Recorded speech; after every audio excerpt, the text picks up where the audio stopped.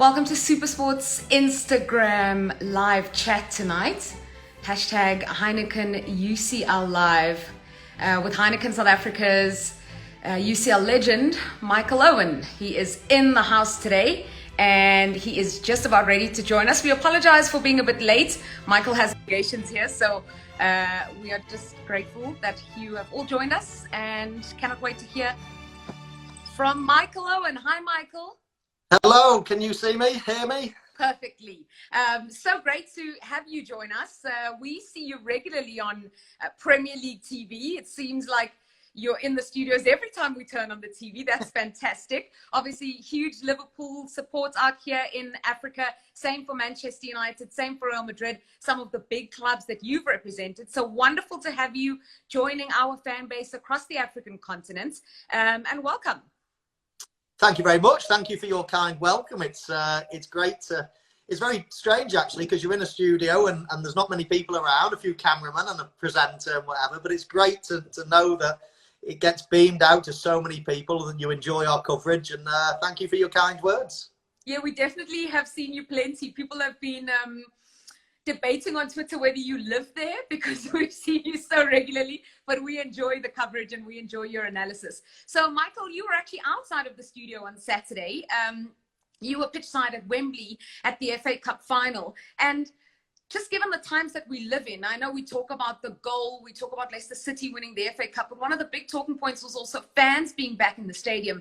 And we're going to experience that with the UEFA-Champions-League again out in Porto. Just share some of the emotions you experienced having fans back in the stadium for a cup final.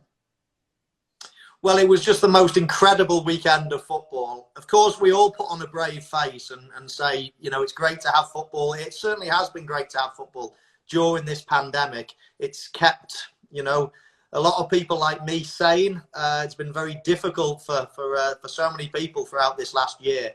So I think football has done a great job. The Premier League in particular have done a great job in keeping the show on the road.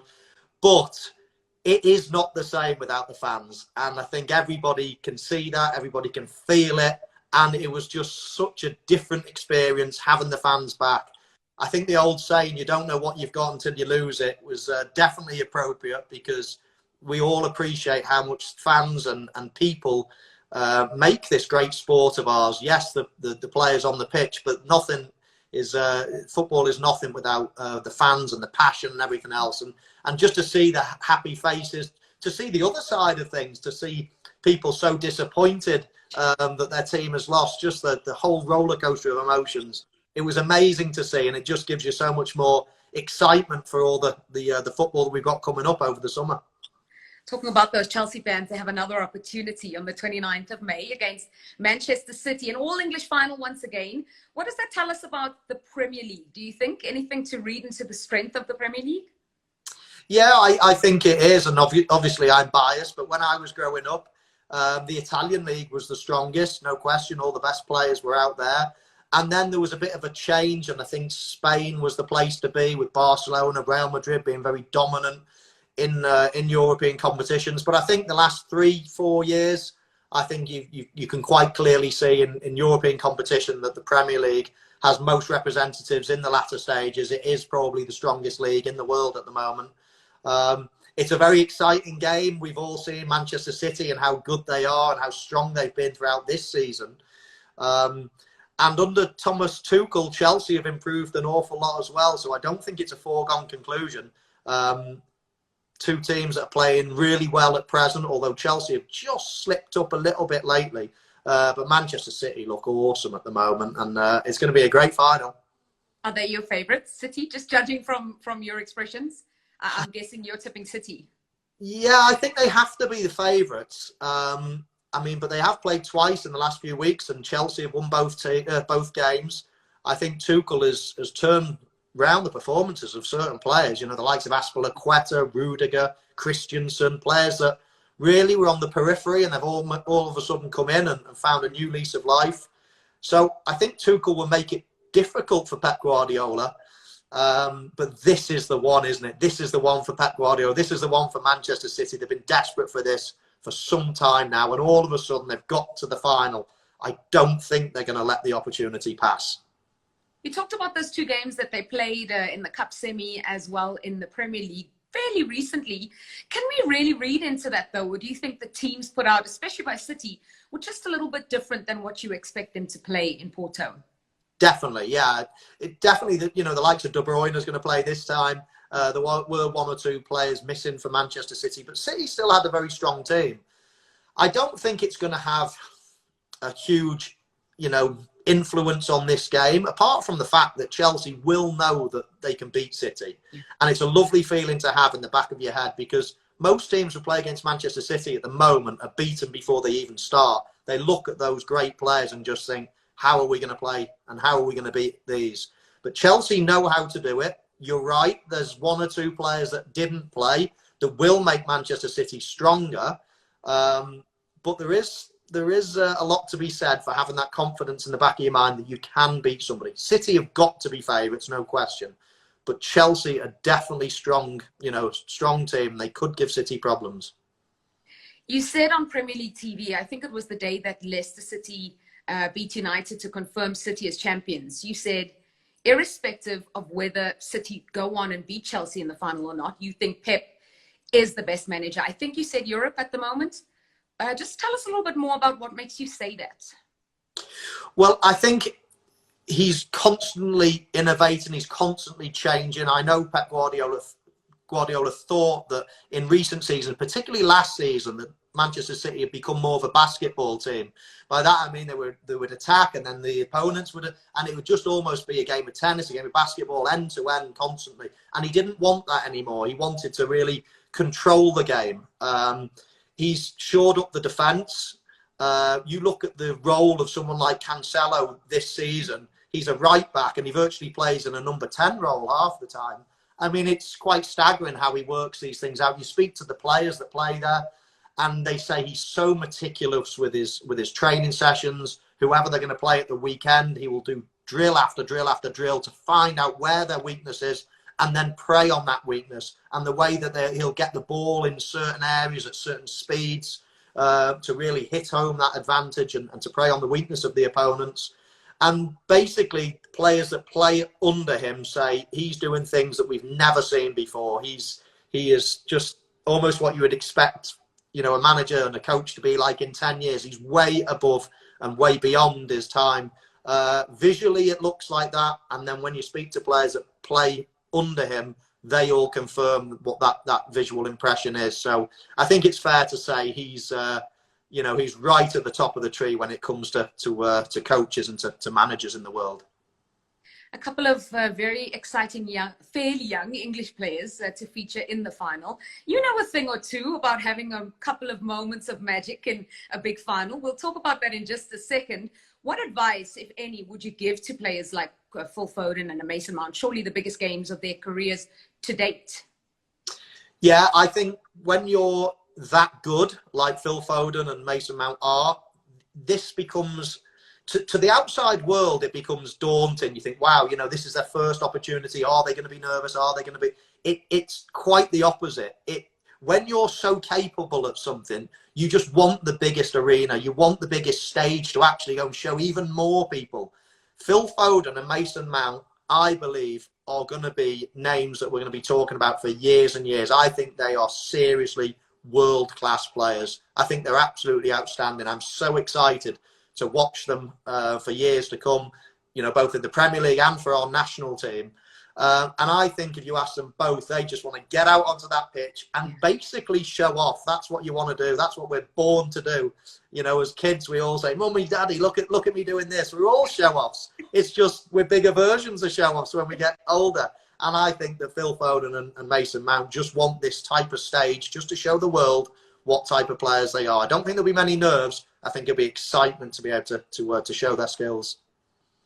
So you know a thing or two about being a young player, as I mentioned, in the Michael Owen, as it's named, FA Cup final of 2001. You tweeted it on Saturday, I think it was, because obviously it was Cup final day. Just take us back. What do you remember of that final? What do you remember of that day? Well, there's no question in my mind, if I could live one day again, it would be FA Cup final day. It was just the most... I have to put it into perspective of when I was young. here in England, when I was growing up, the FA Cup was the competition. The FA Cup final was the day of the year. Now, of course, Champions League, Premier League, they've all grown into super competitions nowadays. But 30 odd years ago, it was all about the FA Cup final. And I remember every summer, all my family coming round. We'd have barbecues. We'd watch the television together. It was just a real family occasion. It was the one, apart from Christmas, it was the one time you saw all your extended family. It was FA Cup final day. And at half time, we'd get a little bit of a break, and I would pick my ball up and I would run round the back of the front of the house. We had one tree in our garden, and I'd always dribble past the tree and smack the ball into our garage and then run back round the back garden screaming, Michael Owen's just scored the FA Cup final winner. And when you put it all into context and then fast forward 10 years, to actually be on the pitch, to not score one but two goals in the last 5-6 minutes, to lift that trophy, it was just the most... Everybody says, oh, dreams come true. It's just a well-known phrase. But this really, really was a dream come true. It was the most amazing day from start to finish. Interesting stat for you. I think the FA Cup finals, maybe in the 70s or 80s, were the first live English televised games we got here in South Africa. So it's pretty highly regarded here as well. And I know there, as I mentioned in the beginning, many Liverpool fans who remember that moment probably just as well as you do and have relived it maybe as many times as you have. Michael, some quick fire questions for you before we go. Who was the toughest defender you ever faced? That's a good question. The likes of Rio, John Terry, Carlos Puyol, all great defenders. But if I had to name one, I would probably say Marcel Desailly. When he came over to Chelsea from AC Milan, he was a beast. So difficult to play against. I'd say Marcel Desailly. Besides those FA Cup final goals, what were the best goals that you scored in your career? If you had to choose maybe one or two. Yeah, if I was going to say one goal, I think it was probably the goal that announced me to the rest of the world, I guess, in the 1998 World Cup against Argentina. I was only 18 at the time, and I think that goal sort of catapulted me from being a new sensation maybe at Liverpool, just won the Golden Boot in my first year, to actually all of a sudden people all around the world seeing what I could do. Of the strikers in world football right now, who are some of your favourites? Oh, wow. Lewandowski springs to mind as just being an amazing player. Haaland looks like he's going to be a world-class player for years to come, and he might be hopefully gracing the Premier League one day soon. That would be nice. Harry Kane, our very own Harry Kane, is a wonderful centre-forward. Mbappe, what a player he is. I think it's going to be really interesting. Ronaldo, Messi, they're coming to the end of their careers now. It's going to be really interesting to see who grabs the nettle and goes on to becoming sort of the new best player in the world. But some of those players that I've mentioned have all got a good chance. The Euros are coming up in June and July. We'll be showing that live on SuperSport. Early predictions for the England team. What are your thoughts? I know there's a lot of excitement about that team. Keen to hear your thoughts. Yeah, we've got some really good young players at the moment. Very excited about it. I think as much as it's nobody would have wished the coronavirus and the delay of the tournament to be delayed a year, actually from the team's point of view, that extra year, there's been some big improvements in a lot of players. We've already mentioned the likes of Foden and Mount. So I think that year delay could play into England's hands.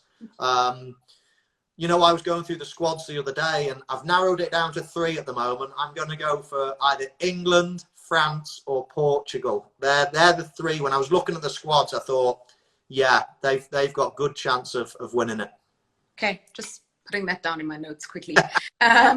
Final question then, Michael, before we let you go. Thank you so much for chatting to us once again. But maybe people weren't here at the beginning and didn't hear your initial prediction for the UEFA Champions League final. And since this is Heineken UCL Live Chats, will you just repeat who you think is going to win? And maybe if you think it's going to be a close game, maybe 1 goal in it, maybe only 1 goal, share those with us, please. Yeah, I'm going to... I think it's going to be a tight game. I think really tight, quite tactical.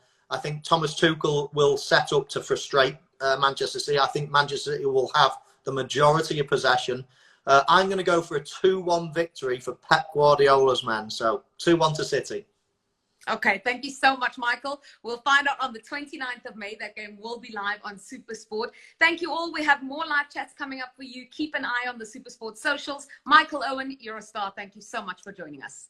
My pleasure. Thank you. Bye, everybody.